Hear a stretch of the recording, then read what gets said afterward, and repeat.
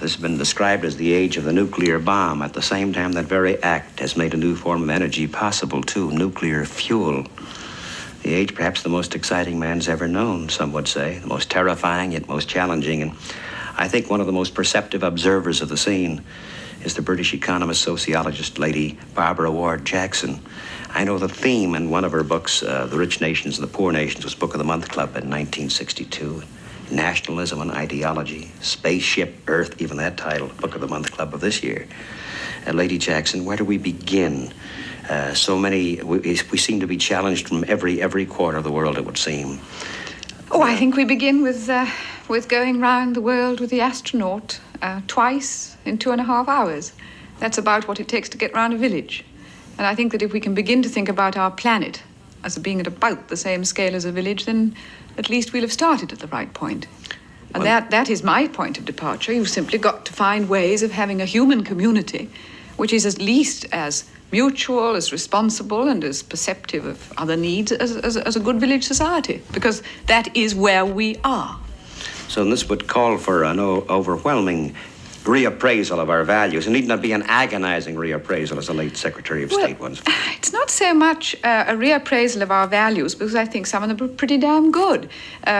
Inside our domestic society, we agree not to settle our disputes by violence. We have a police force, a judicial system, courts of law, etc. And you have it in America over a whole continent.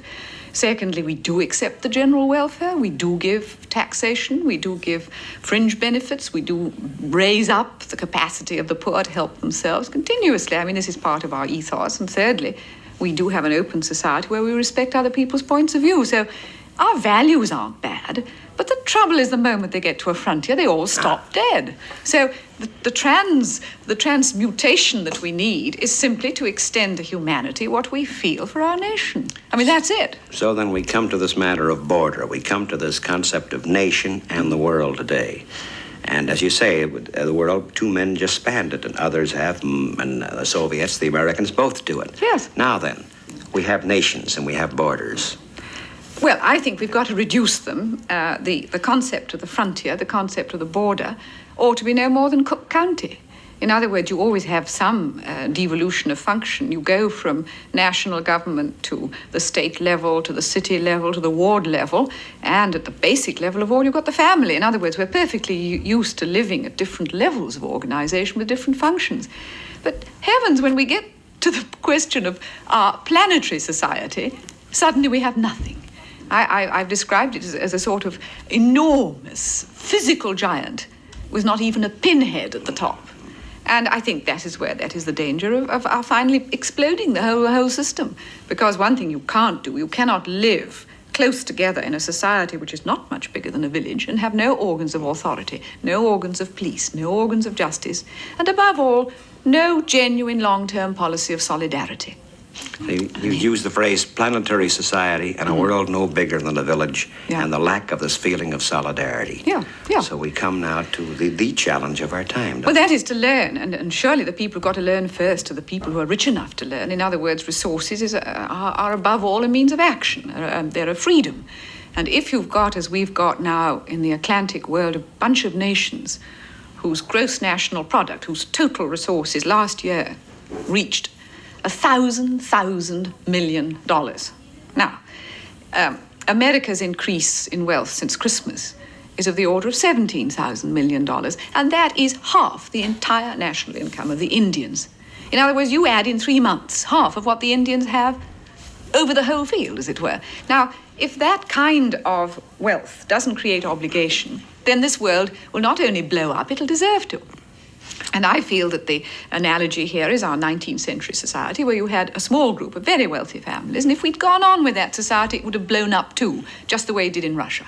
Now, if we're going to accept that this is a village, this is a planetary society, one of the first things we have to do, I maintain, is to put into this world community some of these civilizing instruments of the general welfare. For example, foreign aid. Let's look at it as a progressive taxation system whereby we transfer our resources to give the other peoples the education, the background, the help with their urban problems, the training in agriculture and so forth, which they need to help themselves. There's one whole field which inside our society we recognize. The moment we get to a frontier, no.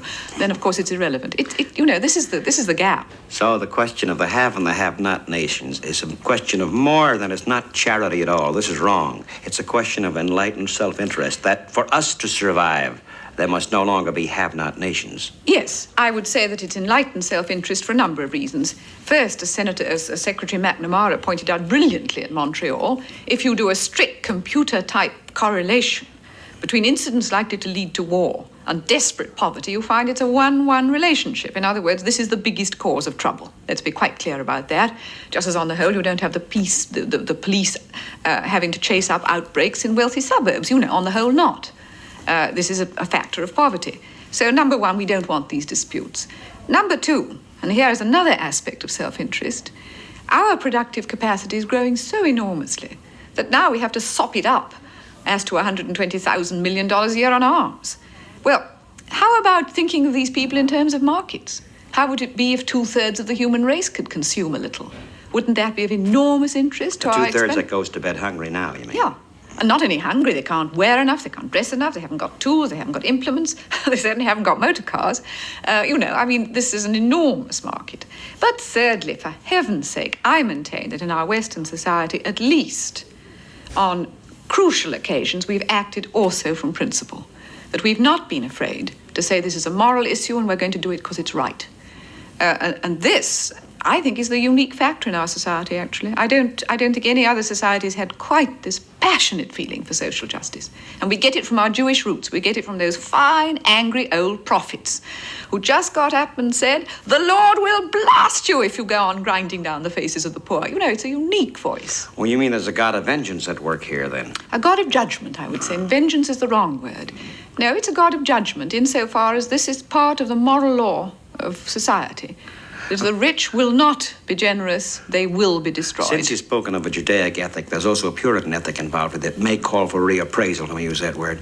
What with the computer world, what with automation, we know that man possibly need not any longer earn his bread by the sweat of his brow. Eventually, the back-breaking labor will be machine-made. Thus, there will be a new kind of work in the world, wouldn't there? Work redefined. Well, that remarkable man, Professor McLuhan of Toronto, he says we're not going to earn a living, we're going to learn a living.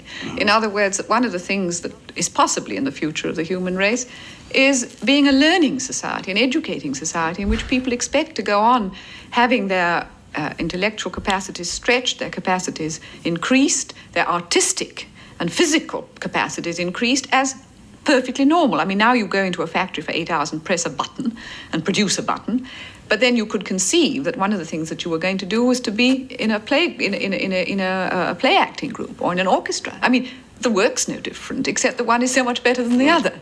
So if you can hand all the dreary work over to the machines, still, don't let's be utopian. It's a long way from that. Of course, there's still the danger of an Orwellian society, of a man being vegetable too, unless he finds another reason for living, right? Yes, I'm not too worried about that, I must confess. I think that there's an enormous, latent, terrific aspiration and creativity in human beings, and most of it has to be released and trained and educated. And perhaps we're not educating them in the right way. Lady Jackson, before I ask you about the Stevenson Foundation itself, which is the purpose of why you're here, you say we have much to contribute materially to the underdeveloped nations of the world, yet we have much to learn, too, from these societies. We ourselves, don't we? Oh, yes, sure. I've always felt that one of the greatest gifts that Africa could teach us was the way of being happy. Because, and I don't mean this in any derogatory sense, I mean that the principle of the duty of creativity and of happiness is built into their culture in a way I don't think it is in ours. They've got a special, in Bantu society, there are special words for this capacity of what we would call life enhancement. It's a horrible word, but in other words, the capacity, well, I don't know, yes, it's a bit overused, but the capacity of taking material things and making them greater, making them more creative, making works of art, making a culture in which everyone participates. This is a very, very strong streak in Bantu culture, and I think it also explains why it is that a people who have undergone such deprivations and such injustice and such oppression as the Negro people have not only survived, but have multiplied, and at the same time have contributed all over the world to this underlying capacity for joy, for entertainment, for zest in living. I mean, why did they invent jazz? Very simple. I mean, it was there. It was in the rhythm. It's in the West African folk songs. And it sort of comes out. Or why is it that so many of the great, great entertainers are Negroes? It's there. It's the zest. It's the vitality. So, I mean, I take that as an example of what can be contributed in return. Yeah, this is in reply to the old cliche, they have rhythm. It isn't that at all. Oh, no. The zest for life. It's much deeper than that. Yes. No, and it comes out in so many aspects of their culture. There was a wonderful Belgian priest, Father Tempels, who spent 21 years studying Bantu culture in the Congo, where heaven knows it was oppressed and beaten and almost destroyed by the activities of the rubber people and King Leopold. Yes. But when he'd finished his study, he came to the conclusion that this expression of zest, this expression of the value of life and of the value of creativity, was a profound spiritual principle in this culture. It's a discovery made by another young Belgian priest, Father Hazen, with a group of young singers in which the young African kids were singing Misa Luba, but with African rhythms and gave it a whole Have you heard new it? meaning. It's terrific, isn't it? I know. It's a completely new concept of the ritual for the Mass. Yes. Oh, the Missa Lulu is wonderful Mass. Yes. I wrote the liner notes for that. Let's just come back to Lady Jackson, to this theme of See, there is one danger, I feel, if we perhaps could talk about this and then about the Adlai Stevenson Fund. The patronizing attitude we have. So we're doing it because we have something to give them without recognizing they have indeed so much to, as you say, the zest for living, and the thing in itself is not that important. It is in that it serves us. Yes. I think our patronizing comes from something else. I'm afraid it's an even more unattractive route, and that is simply what rich people tend to feel about poor people. It goes right back. It's the Pharisee at the front of the church and the publican at the back. I thank thee, Lord, I am not as these other men. It's so deeply rooted that if you're clean, white, and living in a good suburb, you seem to think that you are, by definition, better than people who are poor on the other side of the tracks. I mean, this isn't new. It goes right back through society. But what is so astonishing about Western society is the good Lord turns around and says, but no, my friend, you're not special. On the contrary, you're under judgment. This is terrific. That there is no one center of the universe, no one people anymore. No. That they're all centers now. That's it. I guess the depolarization of East and West indicates that too, doesn't it? To some extent. Well, that polarization is breaking up too. Yeah. Because I think that polarization, in fact, is giving way to the other one, North-South, because the big fight between the Russians and the Chinese is basically between rich communists and poor communists. Haves and have-nots again. That's it. So we come back to the haves and have-nots and again the challenge and again. that Lady Jackson has made so eloquently clear that is here. You feel pretty sanguine about things, do you? I don't know whether to be sanguine or not. All I can say is that there are reasons for greater hope now than ever before, because for the first time there are resources to act if we want to. This has never been true before. You could never stop starvation before because there wasn't enough to go around. And the second thing is that land is no longer the only source of wealth. There's no need to go and conquer the stuff. Just pick up the brains. I mean, the source of wealth now is mind power. And that's terribly well distributed. You don't have to go conquering the world to get that. On the contrary, you can't help sharing it, because merely by publishing it, you share it. So I think that for these basic reasons, I'm optimistic. And I think this is more important than the fact that they dug up hominids in Kenya with sharpened axes. But they were living in strict scarcity situations, and we don't. Yeah, so we have to get over this thinking in the terms of a world of scarcity. Yeah. And things there's a world of abundance. It's a world of potential abundance. It's a world of creation. It's a world of expansion. It's a world of new energies. It's a world in which science is a genuine liberator, not just something that drops the bomb on us, but something that, as you said at the beginning, gives us a nuclear energy to make the desert blossom. I mean, this is possible too. I understand in a very marvelous talk of yours at Lake Forest, you spoke of the concept of the family being altered and changed. Now the family is something much, much... Well, you have to have the feeling of good family relations for the world, though when I think of one or two families, maybe it's not the right analogy, but still the sense that men are brothers, underlying all their disunities. This, I think, has always been the instinct of the poets and the instinct of the great sages. But now it's just a physical fact. There's the chap walking around the world in 2 hours. Yes, that, of course, you come back to that. You come back to that. To the symbol, the allegory that is there, the metaphor. Lady Jackson, it's not accidental, then, that you're visiting America also in conjunction with the Adlai Stevenson Fund. No, because you see, the idea that we have is to set up a quite new kind of institute where, from the very start, the nations will come together to learn together. It won't be the Americans inviting other people to come and learn American skills, as it so often happens. It would be a center happening to be centered in America, where international experts will come together on a basis of complete equality to look at the problems of world order, which affect them all. In other words, it's a sort of new angle to try and reflect this new unity. And I find it a very exciting idea because, you see, hitherto we haven't had it. We've had things like Bilderberg conferences where people meet, but then you never know what they said. Or you have... scientist pugwash. Yes, but again, there is no disseminatory function because there's no institution attached. So I want to see set up the kind of principle of Pugwash and Bilderberg, which is where people meet on the basis of complete equality, but that the institute is there to serve as the center and at the same time to get the ideas out into public education, out to the high schools, out to the colleges, work closely with the universities. And I think it could, if it's used in that sense, it could be a tremendous powerhouse for new thinking. So it's a question here, then, a different kind of conference or foundation. This is the Adlai Stevenson Institute of International Affairs. Yes. Not just of scholars meeting and discussing matters and exchanging, but something which the man on the street will hear from. And it isn't only scholars. I mean, for example, if you're going to discuss, which we should discuss at once, the problem of international liquidity, the problem of enough reserves for world trade, you want to bring together not only the great scholars like Robert Triffin from Yale, you want the bankers, you want to educate them. A more uneducated bunch of men than some of the European bankers, it's impossible to meet. So you've got to consider... Not just European bankers. Well, I think on this they are much stuffier, to tell you the truth.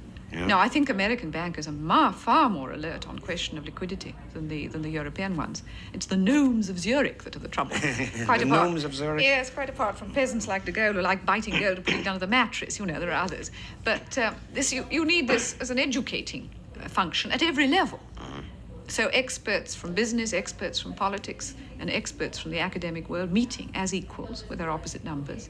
At the level of the graduate student, too, and at the level of the very, very distinguished world leader. How then, is there a way, or perhaps this is premature to ask, how would this be made available or understandable, very comprehensible, clear to, say, the man on the street? Well, I don't think that you can ever make an idea perfectly comprehensible in advance. What you can do is that the process of developing this institute in this new way will, I think, catch people's imagination. For example, let me give you one instance. If sometime next year you were to have a week or 2 weeks conference on the problems of common markets, and you had Jean Monnet and Marjolin, people like that, over from Europe, and invited the Latin American people to come up and discuss with them how they could develop their Latin American common market on the basis of European experience, the fallout to universities, the fallout to the press, the fallout to programs such as this would be very, very great indeed. I mean, I think you get the idea across by giving concrete examples of what it ought to do. And by doing it, of course. Yes. It's interesting that the word fallout is used here in a most affirmative way. Sure. Here is a fallout. Which is, well, it's a very valuable idea as long as we can make the fallout at the right substance. And so it could be, by the way, all themes. You were speaking in terms of finance a moment ago. This could be in connection with science, in connection with all themes, population explosions. Sure, but always related to this world village. In other words, the focus would be, what are the things that we have to do together? I mean, you wouldn't talk necessarily about people's local development plans, but you would talk about a development plan where it needed the cooperation of the world community. I mean, you've got to keep that focus quite clear. Otherwise, you would just slop over into everything. And the attempt, I think, would be also to pick up priority subjects. For example, this liquidity thing is now of enormous importance, but take another one, police power. How can we persuade the Russians, for instance, to rejoin in the experiment of a policing system for the world? What are the possibilities? What are the difficulties? What does it entail? What kind of recruitment? Let's get some concrete ideas out into discussion. I mean, that's the kind of impact I think such an institute could have. I think it's appropriate. I know that Lady Barbara Ward Jackson has several engagements. She's in the middle of she's doing 20 at the price of one. So perhaps at some other date we could continue this, I hope so, in which you could expand and at more leisurely pace, more of these thoughts. Well, we could do a 2-hour walk around the village. 2 hour, I just was at 2 hour, and I think it's poetically right, too, that Lady Jackson be saying this just on the week, during the week that the men have been walking in air around the world, which is a village indeed. A village that is at the moment haves and have-nots, and that's the gap to be spanned. And the possibility is there. The question now is for the human spirit to tackle it. That's it. The will to do it. And indeed, we hope the Adlai Stevenson Fund will be of interest to many of the listeners. I'm sure it will. That's now, the process now is, it's underway now, is it not? Yes, The yes. establishment of an Institute of International Affairs, and our guest is Lady Barbara Ward Jackson. I know a number of listeners perhaps would be interested. Those who haven't read her books would be interested in The Rich Nations and the Poor Nations. I know is still available. That was published in 1962, but it's very appropriate for 1966 and thereon in Nationalism and Ideology and Spaceship Earth, which is, I guess, a euphemism for the world as a village. Yes. Oh, it's a spaceship, if you like, taking us through space. That's what it's doing. Yes. Lady Jackson, thank you very much indeed.